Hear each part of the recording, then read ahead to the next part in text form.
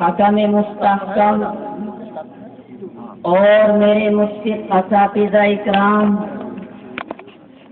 آج میں آپ حضرات کے سامنے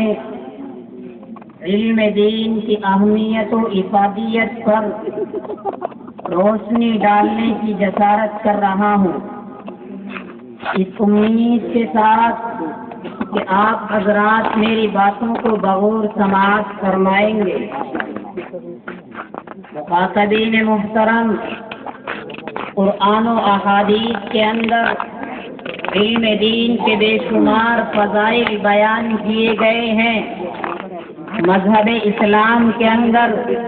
علم دین کو ایک غیر معمولی اہمیت حاصل ہے، اس لیے کہ علم ہی کے ذریعے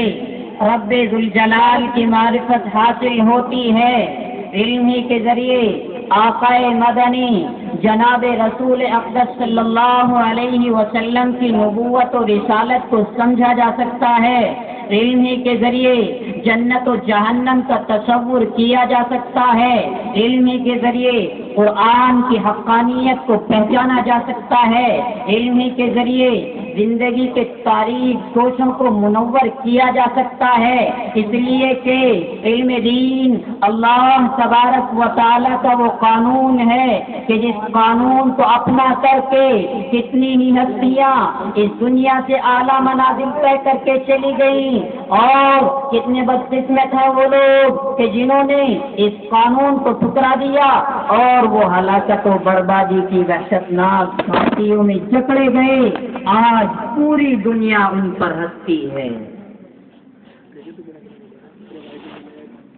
سامعین محترم، یہ علم ہی کا کمال ہے کہ جس نے سیدنا آدم علیہ السلام کو مسجود ملائکہ بنا دیا، یہ علم ہی کا کمال ہے کہ جس نے انسان کو اشرف المخلوقات بنا دیا، یہ علم ہی کا کمال ہے کہ جس نے مولانا حسین احمد مدنی کو شیخ الاسلام بنا دیا، یہ علم ہی کا کمال ہے کہ جس نے مولانا محمود الحسن دیوبندی کو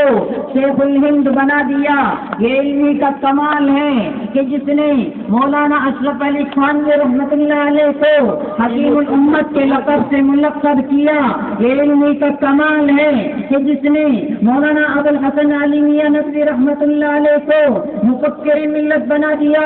ارے ہاں، یہ علم ہی کا کمال ہے کہ جس نے مولانا قاسم نانوتوی رحمۃ اللہ علیہ کو حجت الاسلام بنا دیا۔ ارے میں آپ سے پوچھنا چاہتا ہوں کہ انہیں مقام کہاں سے ملا، انہیں یہ مرتبہ کہاں سے ملا، انہیں یہ مقام ان علماء سے ملا، ان صلحاء سے ملا، ان اسلاف سے ملا، ان مدارس و مساجد کی چار دیواری سے ملا، ان خانقاہ میں رہنے والے بزرگوں سے ملا۔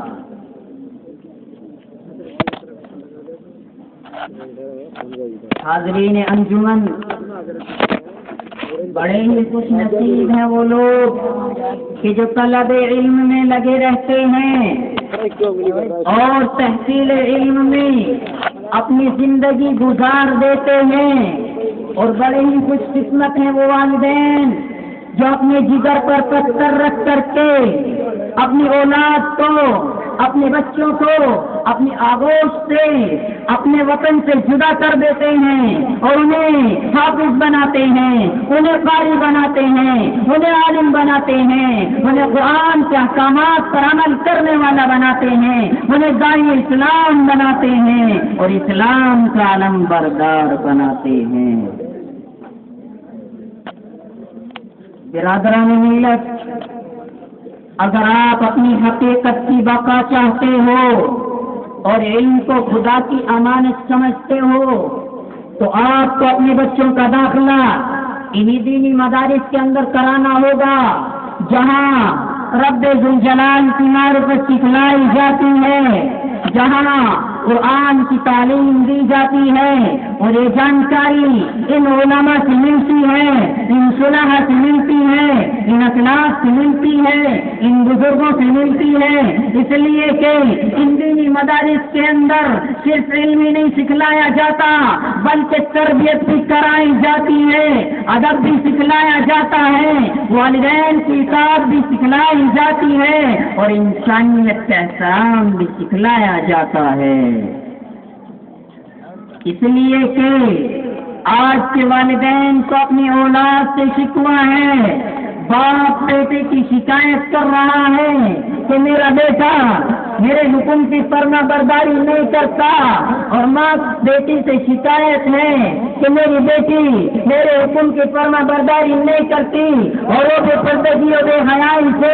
گھر سے باہر کھیلتی پھرتی ہے۔ اس لیے میں آپ کو بتا دینا چاہتا ہوں، میں آپ کو اس بات سے باخبر کر دینا چاہتا ہوں کہ آپ کی کمی ہے، آپ اس کے ذمہ دار ہیں، اس لیے کہ آپ نے شروع ہی سے ان کو ایسے مکتب میں بھیجا ہے، ایسے مکتب میں داخل کیا ہے جہاں سے مغربی تہذیب پروان چڑھتی ہے، جہاں سے بے حیائیاں پیدا ہوتی ہیں، جہاں سے نافرمانیاں جنم لیتی ہیں، جہاں سے برائیاں پیدا ہوتی ہیں۔ اس لیے اگر آپ اپنی اولاد کی حقیقی اطاعت و محبت چاہتے ہو تو آپ کو چاہیے کہ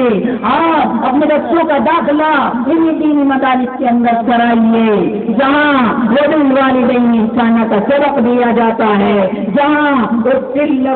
فلا تقل لهما اف ولا تنهرهما وقل لهما قولا کریما کی تعلیم دی جاتی ہے۔ حاضرین انجمن،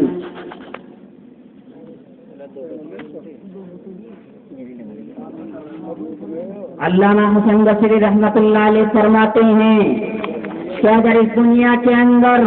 علماء کا وجود نہ ہوتا، اگر اس دنیا کے اندر علماء کو پیدا نہ کیا جاتا تو یاد رکھیے یہ عوام الناس گھوڑ ڈنگروں کی طرح زندگی گزارتے۔ اس لیے اللہ تبارک و تعالی